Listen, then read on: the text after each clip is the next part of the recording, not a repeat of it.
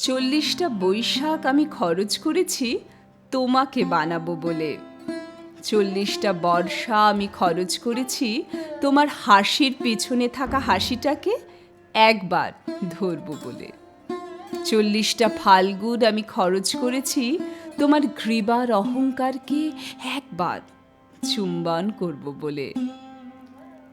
আমি কুমোর পাড়ার কুমোর। পুজোর সময় তোমার পায়ের কাছে আমার নাম লেখা থাকে, শিল্পী প্রশান্ত পাল। আমি প্রশান্ত নই, আমি অশান্ত নই, আমি সর্বশান্ত হয়েছি তোমাকে নির্মাণ করে। প্রথমে তুমি ছিলে আমার মেয়ে। বিচুলির জানু যখন ধীরে ধীরে হয়ে উঠল মাটির জাহ্নবী, বিচুলি স্তন যখন হয়ে উঠল পাথরের মতো সর্বভূতে সুসংস্থিতা, তোমার চোখ যখন হয়ে উঠল আমার মেয়ের চোখ, তখন আমি সমস্ত লোভ বর্জন করে হয়ে উঠলাম মেয়ের বাবা। তোমার পিঠ বানাতে বানাতে, তোমার পিঠে মাটি দিতে দিতে আমি হয়ে উঠেছি তোমার গোপন প্রেমিক। মধ্যরাতে তোমার পিঠে খুব গোপন চুম্বন করে বলেছি, আমি তোমাকে কোথাও যেতে দেব না, আমি তোমাকে কসবায় যেতে দেব না, আমি তোমাকে আমেরিকা যেতে দেব না।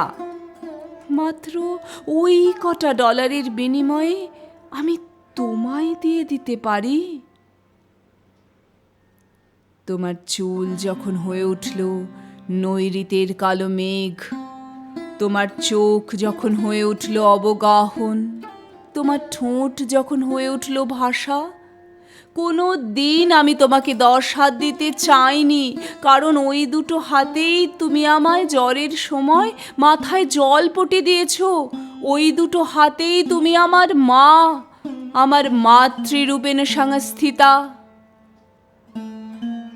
আমি মাটি মাখতে মাখতে, নিজেকে গুলে মেশাতে মেশাতে প্রতিদিন তোমাকে বানাই। আমার এই হাত দুটো যদি না থাকতো, তুমিও থাকতে না।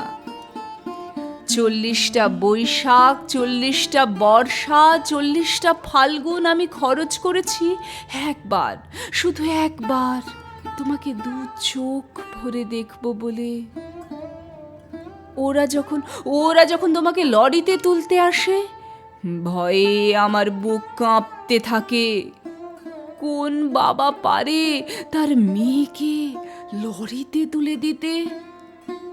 কোন প্রেমিক পারে তার পার্বতীকে লরিতে তুলে দিতে? কোন ছেলে পারে তার মাকে লরিতে তুলে দিতে? আমি শিল্পী হতে চাই না।